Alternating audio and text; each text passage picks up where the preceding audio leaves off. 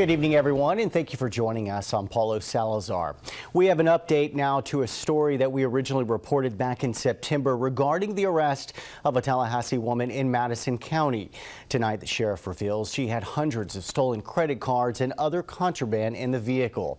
Now, according to Madison County Sheriff Ben Stewart, Janetta Edwards stopped on the side of the road on Interstate 10 after a vehicle she had been traveling with, which was reported stolen, was pulled over. An officer approached her vehicle, asked for her ID, and to step out of the car, explaining it's part of the investigation.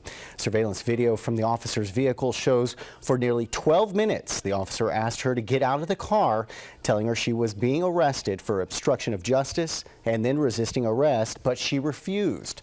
That's when the officer pulled out his taser and tased Edwards. Edwards claims it was racially motivated and the officer used excessive force. Tonight, the sheriff speaks out, saying surveillance video proves neither is true.